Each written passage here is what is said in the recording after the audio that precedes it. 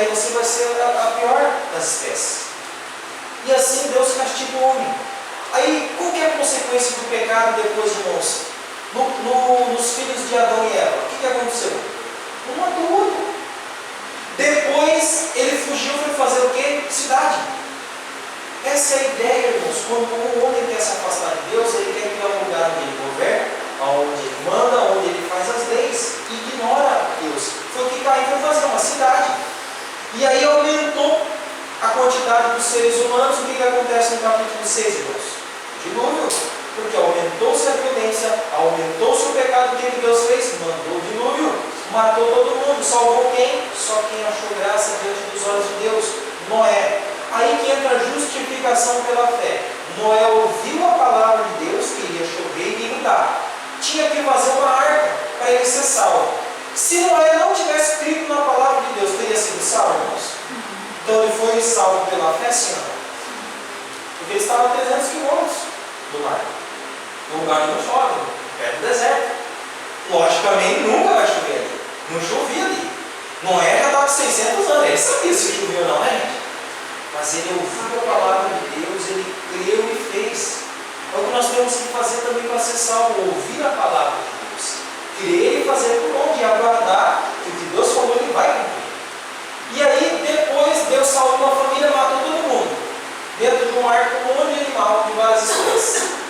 E aí quando desce do monte Ararat, o povo desce, os filhos de Noé têm filhos e filhas, e começa o que de novo? Fazer gente, vai juntando gente. Capítulo 11, o que acontece? Um homem chamado Nimrod, caçador bravo, um homem grande diante de Deus e diante dos homens também. O que ele quis fazer? Uma torre chamada Babel que chegasse até o céu para alcançar a Deus. De novo no reino do pecado. E o que Deus faz daí? Confundiu os homens, confundiu as línguas e os espalhou sobre a terra. Como assim? Provavelmente com terremotos também. Daí as placas tectônicas se moveram e abriu-se o continente da maneira que você vê no mapa mundi. Quer uma ideia sobre isso? Quando os portugueses chegaram no Brasil, quem estava aqui? Os índios. Nós viveram onde? E vocês? Provavelmente, então, quando Deus separa ali, confunde as línguas, cada um vai para o seu lado, porque já não se entendiam mais, e com os terremotos foi se afastando a terra e criou seus continentes. Então provavelmente o índio veio daí também.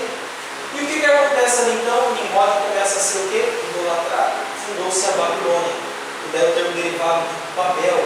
Iniciou-se o quê? A idolatria e o culto aos ídolos. E aí o que Deus faz? Chama um homem chamado Abraão, que ele fazia o quê, irmão? Altar. Ele era o quê também? Idólatra.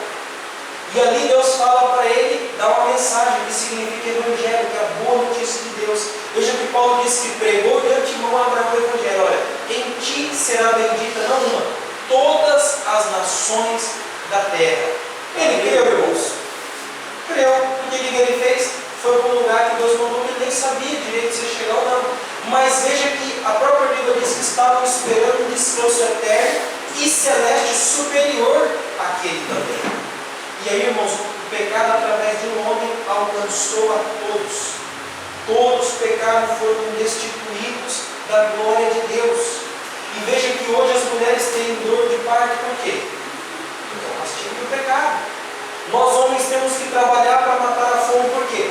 Consequência do pecado. O diabo está aí nos atormentando também, nos enganando, consequência do quê? Do diabo. Porque quando você para dialogar com o diabo, você está cometendo um erro. Ele não fala do que é dele, Jesus, mas ele perverte o que ele ouviu, que é a palavra de Deus. Como que começa também a redenção? Deus faz Jesus Cristo através de uma virgem, pelo poder do Espírito de Deus. E depois que ele já é adulto, que ele é homem, ele vem do deserto cheio de Deus. Quem vai falar com ele, irmãos? O diabo. Mateus capítulo 4. E ali como que Jesus vence o diabo? O que ele tenta fazer de novo?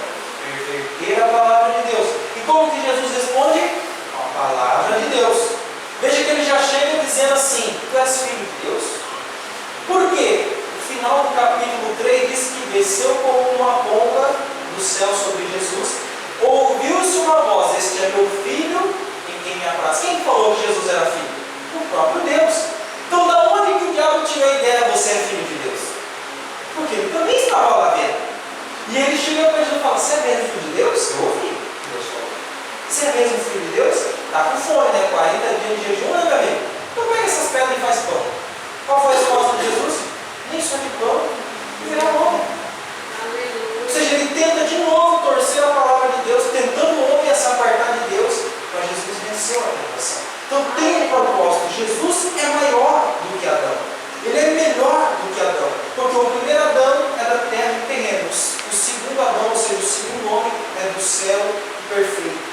O segundo homem foi criado do barro com as mãos, pelas mãos de Deus. Deus sopra nele. O segundo veio criado do céu e se manifesta aos homens.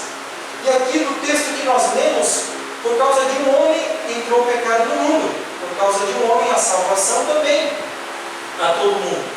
Veja que João diz assim: olha, esse é o Cordeiro